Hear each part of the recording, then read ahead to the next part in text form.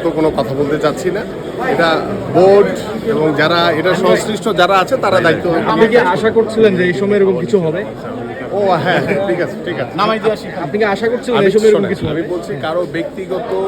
কোনো ইস্যুকে সামনে টেনে এনে আমাদের ক্রিকেট যাতে ক্ষতিগ্রস্ত না হয়। ক্রিকেট একটি বাংলাদেশের একটি অ্যাসেট এবং ক্রিকেটকে নিয়ে সবাই স্বপ্ন দেখে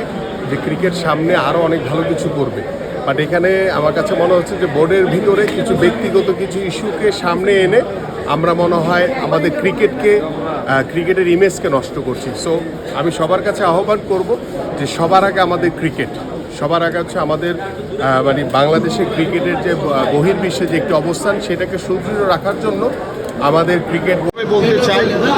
যে রাষ্ট্র পরিচালনার জন্য স্বৈরাচার শেখ হাসিনা যেভাবে ফ্যাসিস্ট হয়েছে তার বিরুদ্ধে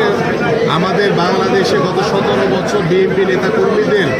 যে গুম করেছে, হত্যা করেছে এবং গত জুলাই আগস্টে ছাত্র জনতা এবং বাংলাদেশ জাতীয়তাবাদী দলের যে সকল নেতাকর্মীকে গুলি করে হত্যা করা হয়েছে,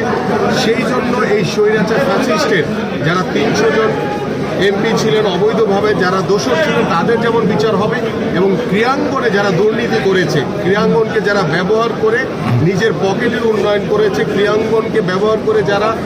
দোষরদেরকে লালায়িত করেছে, বাংলাদেশের ক্রীড়াঙ্গন থেকে সাধারণ যারা ক্রীড়া সংগঠক, যারা মাঠে ক্রীড়া সংগঠক তাদেরকে বঞ্চিত করেছে, তাদের বিরুদ্ধে যদি কোনো অভিযোগ থাকে,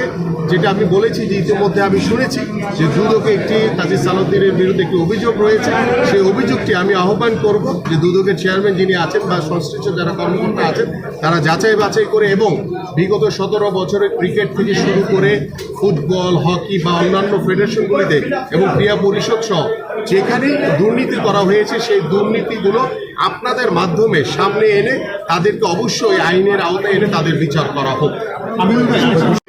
স্বৈরাচার দোষরদের বাদ দিয়ে আমরা নিরপেক্ষভাবে সকলকে নিয়ে কাজ করতে চাই, সেখানে আমরা কোথাও কোনো দলীয়করণ করার কোনো সুযোগ নেই। কিছুদিন পরে বিসিবির বক্তব্যে সেটা হচ্ছে যে কাজী সালাউদ্দিন সহ যে ক্রীড়াঙ্গন এমন একটি জায়গা, আমরা এখানে দল মত নির্বিশেষে যখন আমরা একজন বাংলাদেশি হই তখন কিন্তু সবাই চিন্তা করি যে সবার আগে আমার বাংলাদেশ। সেই বাংলাদেশকে সামনে রেখে আমরা আমাদের এই জেলা এবং বিভাগীয় ক্রীড়া সংগঠন অ্যাসোসিয়েশন আমরা তৈরি করেছি। আমরা আশা করব ভবিষ্যতে আমাদের এই সংগঠনের মাধ্যমে বাংলাদেশের যারা গত 17 বছর বঞ্চিত হয়েছে যারা ক্রীড়াঙ্গনে, সেই ব্যক্তিগুলোকে নিয়ে আসা, পাশাপাশি আমরা আমাদের যে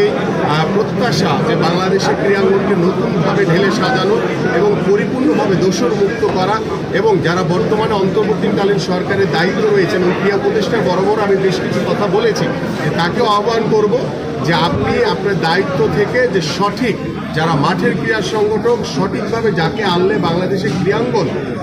ভালো কিছু পাবে তাদেরকে আপনি আনুন। আপনি বিএনপিকে টার্গেট করে তাদেরকে রাখা যাবে না বা মাঠের ক্রীড়া সংগঠনকে রাখা যাবে না। আপনি আপনার মন মতো করে কাউকে বসিয়ে দিবেন আপনার ভবিষ্যৎ পরিকল্পনার জন্য, যে আপনি এখন মানে সকলের মতো যে ক্ষমতার মোহে পড়ে এখন কিভাবে আরও দীর্ঘমেয়াদী আপনারা ক্ষমতায় বসে থাকতে পারেন, জনগণকে বঞ্চিত করে, এদেশের জনগণের যে প্রত্যাশিত নির্বাচনকে বঞ্চিত করে, সেটা বাংলাদেশের মানুষ কখনোই মেনে নেবে না। আমরা চাই যে আপনাদেরকে দায়িত্ব দেওয়া হয়েছে, আপনারা আপনাদের দায়িত্বটি পালন করে সংশ্লিষ্ট সময়ে দ্রুত সময়ের ভিতরে একটি নির্বাচনের মাধ্যমে জনগণের সরকারের কাছে ক্ষমতা হস্তান্তর করবেন।